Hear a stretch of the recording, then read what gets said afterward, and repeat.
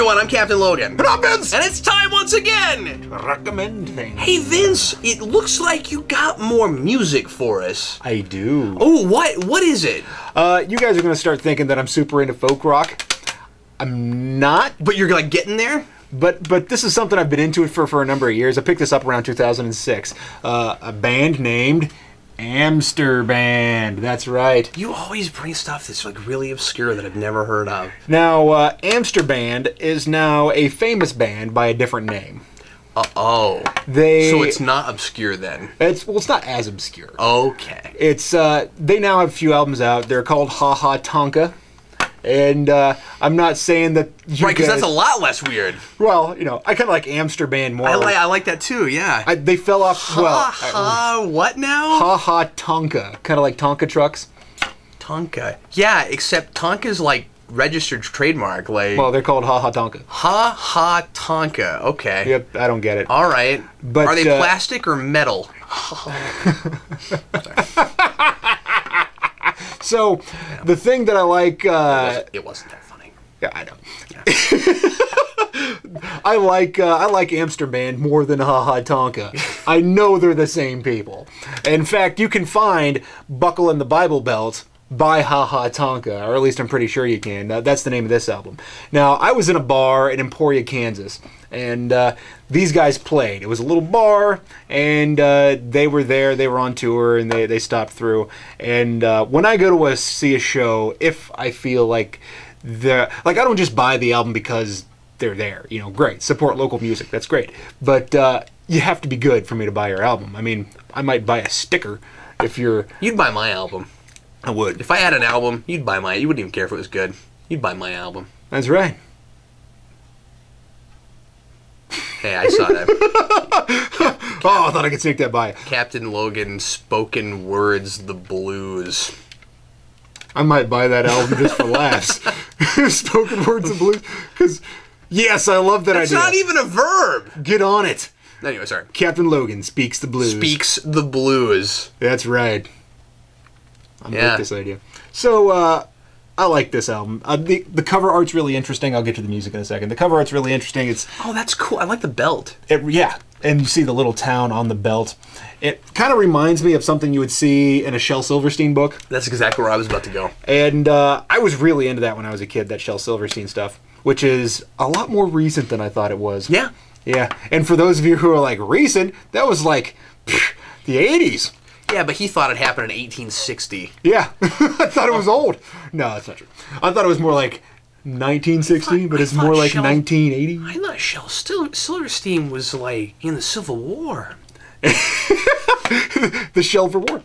So, anywho, they have, I believe, they have the lyrics inside, which I love it when bands do that. Put the lyrics inside in the under, whatever you call that, on the insert. I mean, these days everything is very look-upable, but yeah. Yeah, which, I mean, that's the thing, though, is that I'll go online and I'll find the incorrect lyrics, but this is at least the intended lyrics, unless there's some kind of typo in there.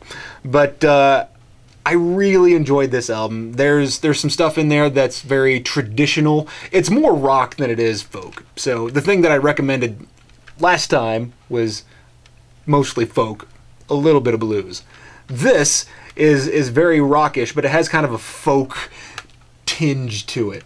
And I found these guys to be very accessible, very interesting, and sometimes the way the voice sounds becomes more important than his clarity.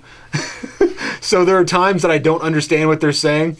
So if you're ever singing along with this album, you might find yourself going, because you have no idea what he's saying. But then you look inside, and that's why they give it to you. Aren't a lot of our favorite songs like that? Yeah, like Louie Louie. What drunk person wrote that song? Yeah. So what drunk person wrote "The Bird Is the Word"? and also, actually, that's called something else. What is that called? But I mean, like who was sitting Surf up? Bird. Is that the surfing bird? That's what it's called. Surfing bird. Yeah, surfing bird.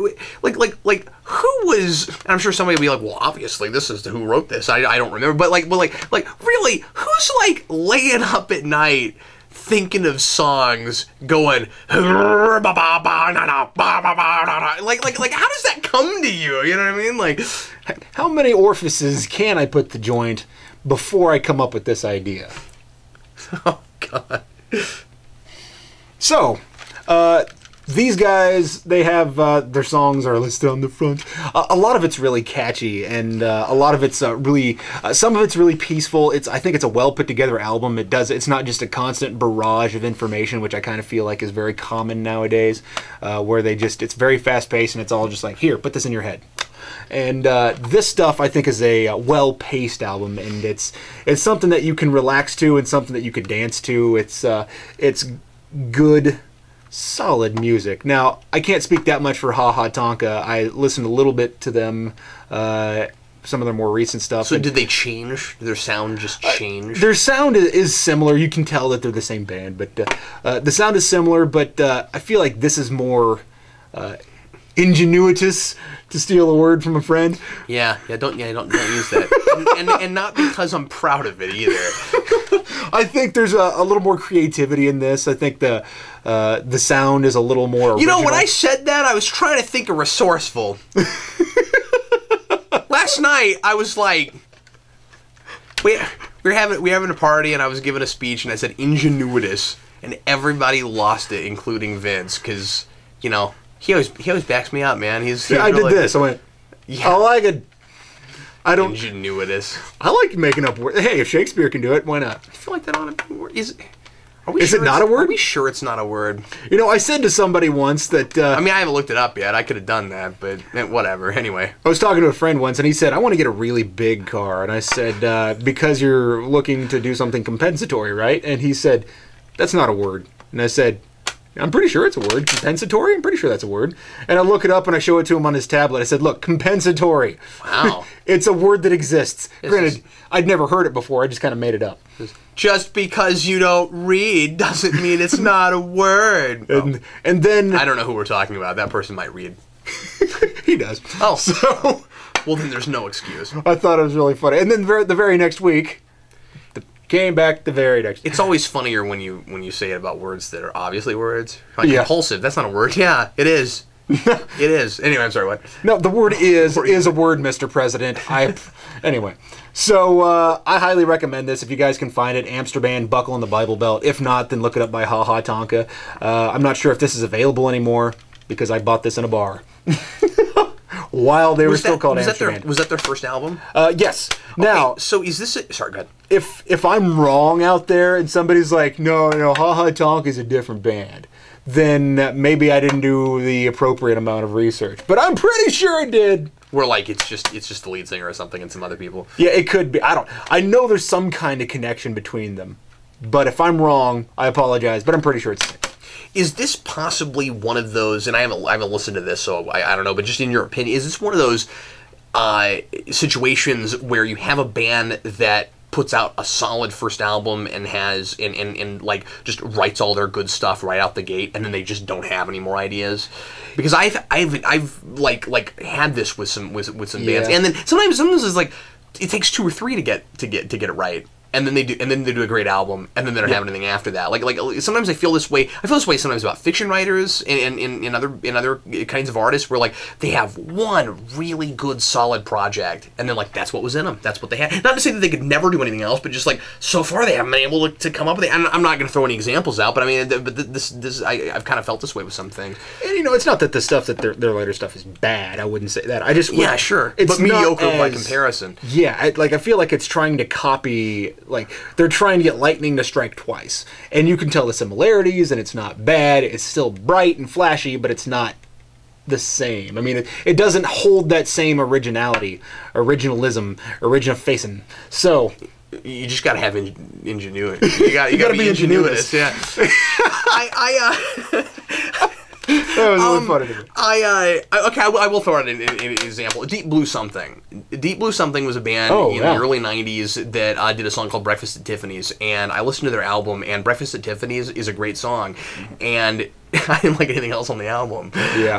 And I feel the that's same way so about weird. Suit and Tie on 2020 from Justin Timberlake. That's like Yeah. the good song on the album. So sometimes this happens even with songs, right? Where it's like we got this whole album, but it doesn't even really work as an album because you wish that sound was on the rest of it. Not that you wish that you were hearing the same song over and over again, but just that somehow that sound could be brought out and like it like it's the thing that stands out and everything else sounds the same. And it's what they should have gone with. You know what I mean? I've had that with I've had that with some bands, and then I've had it with albums. Some bands, some of the early stuff is just awful. Like Fall Out Boy and AFI, I feel like their early punk stuff is just terrible. Especially Fall Out Boy. I haven't liked Fall Out Boy in general. Like even the later stuff I didn't care for. But I like their pop punk, which is not to say that I just like pop punk. I do like punk itself, but there's Throw Rag. Now, do you prefer blah, blah. plastic pop rock or metal? Oh. They should come up with a plastic rock. That'd be hilarious. Yeah, what would plastic rock be? So everything's played with rock band instruments? It's digital rock. Well, there's lots of... Anyway, are you done? I think so. Okay. I'm sorry, did you have anything else to say? No. I didn't want to cut you off prematurely, Vince. Just that AFI and Fall Out Boy, they took a few albums to figure out what they were doing, and they pretty much had to reinvent the mold for themselves. So anyway, Amsterband, Buckle in the Bible Belt, check it out. Or Ha Tonka, whatever. Today, I'm going to recommend some new acquisitions. Some new Batquisitions, if you will. I have some Batman stuff that I haven't talked about yet, and none of these things seem like they really fit great for just like one thing on a recommend, so I thought I'll just mention a few things. So I'm always buying Batman stuff. You might have noticed. I kind of like Batman. Here's some new Batman things I have. So, first of all, it's my Batwatch. Batwatch! Here's my Batwatch. I got this at Hot Topic. Vince, I like this watch a lot, and it was very affordable. This is only like a $20 watch. Oh, yeah, that's not bad. And I thought it was really cool. Yeah. So I picked that up, and I have not been a watch wearer for years and years and years, and in fact I bought this and I have had a hard time to remembering putting it on. Oh yeah, I'm just so used to not wearing watches anymore. Yeah, it's like, well, when you have the internet in your pocket, what's the point? But you know, see, I think I think people that wear watches now, it's either they were just already used to wearing watches, or they don't want to have to pull a thing out all the time. It's just kind of convenient. But I think more often, or they need it for work. Okay, yeah, or it's just a good-looking fashion accessory, and that these days would be the reason that I would wear a watch. Yeah. I mean, there's a lot of places, like you'll go to a Kmart and look for watches and they have next to nothing, and then, not to say that you go to Kmart for watches, I went everywhere looking for a watch that I wanted to spend money on. Who goes to Kmart anymore? Kmart's almost out of business. I went to Kmart and Target and a couple of different places, and I didn't find any watches for anything that I wanted to spend money on, but mine was cheap. You know, inevitably, in 20 years, you or I are going to make a joke about a blue light special, and no one's going to know what we're talking about. That's like blue light special. What? It's the third time I've been to a Kmart in probably about 10 years. Vince is like, I don't know what you're talking about now. The next thing, I might have done a recommend. I don't think I did a recommend on it. This is a weird thing to recommend, which is why I didn't just straight up go with it. Bat cologne. Bat cologne. Really? Bat cologne? Okay. What does it smell like? It smells like Batman. What does that mean? Sweat and rubber. So, yeah. And I can get that making Spawn years. So, anyway, yeah, it's latex, whatever. It's a similar smell. Anyway, so here's the Bat cologne. I bought this partly just because of the absurdity of Batman cologne, but also I like the fragrance. And I do sometimes wear cologne when I'm dressing up and going someplace. And so I got this, and obviously I can't show you what it smells like. You know, every time somebody comes down and sees this, they think it's a flask. Oh yeah, yeah. I mean, until I do that, but like when this is on it, everybody thinks it's a flask. You know, I think I thought the same thing when I saw it in the store. I was like, "Look, a bat flask." You thought that when you came downstairs. Oh, it's cologne. Oh, that's right, it's cologne. You thought it was a flask too, I think. Maybe not. I might have just commented that I thought it was a flask in the store. Maybe you did, yeah. Yep, smells like cologne in hand. Yeah. What a coincidence! What does this one smell like? Hand, yeah. So anyway, what do you think of that smell? It's not bad. Yeah, I think it's all right. I think it's pleasant. I think it smells very clean. It smells a lot like soap to me. Oh, I didn't even think of that. Yeah, it's a little strong. Yeah. Which, that's why a lot of people spray things in the air and then walk through. Yeah, but you have to walk through like this. Exactly. Some of it's just Please continue. Things I'll never do on camera. What are you, a Ferengi? Mr. Flintstone. That'll be 3 strips of Latinum. Anyway, let's see. Mr. Jetson. What else? Are you Rosie? Are you some combination right now of Yes. Rosie the robot and Harley Quinn? Because that's like if Arlene Sorkin was playing Rosie the robot. Anyway, okay. So next, I want to mention a couple of new 60s Batman figures that I got. I have the entire line now. I'm really see, I'm doing it too. I got the Ferengi thing going on. I'm hoping that eventually, and you know, Bajorans clap like this. I'm hoping eventually that they'll make a second wave, because there are a bunch of villains that they put on a figure box for the 60s Batman figures, teasing us that maybe we would eventually get figures. We don't have an Egghead yet. We don't have a Mad Hatter yet. Mr. Freeze. There's a bunch of King Tut was on that box, and I really want a King Tut figure. And so, King Tut. Yeah, when you did all of a sudden, just like 80s music in my brain. Anyway, so anyway, but I finally got the rest of the figures from the first line. And first of all, I got the Julie Newmar Catwoman. Vince and I were talking about this earlier. We're hoping that eventually they make more Catwoman and they do all 3 of them, because they all look very different, and they're very Julie Newmar in the face. They did a great job with this. But I want to Lee Merriweather and I want to Eartha Kitt. I just think they'd be wonderful. But yeah, this is a rockin' figure. I want to say this is the best of them. Mm-hmm. I think they did a great job with this. The articulation is super cool.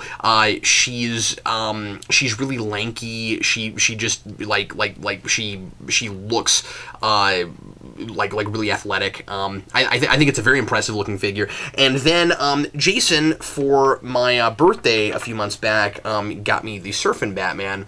Have I not done this yet? I don't think so. I keep showing things going, have I not done this yet? Anyway, yeah, here's the Surfin' Batman. Surfin' Batman. I really Surf Bat. so silly, so ridiculous. I'm hoping they on the second wave put out the Joker with the surfboard, because that episode, Batman and the Joker had a surf off, and the Joker's wearing shorts too, and he has his own surfboard. I think it would be really super cool. That was one of the earliest ones, I think, and I want to say that was the first Joker episode. And I'm not sure if I'm right, but I'm pretty sure the first Joker episode was they're surfing.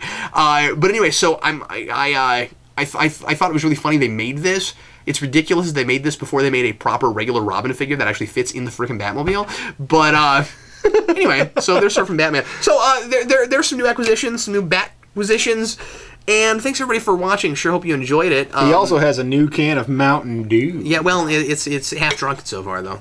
You know, yeah, actually more than half. Anyway, yeah. I like to get half drunk cans of Mountain Dew when I put vodka in them. What does that smell like? Hand and Mountain Dew can. Anyway, okay, so thanks for watching the Degeneration Show. We'll see you next time on Recommends. I'm Captain Logan, and I'm Vince.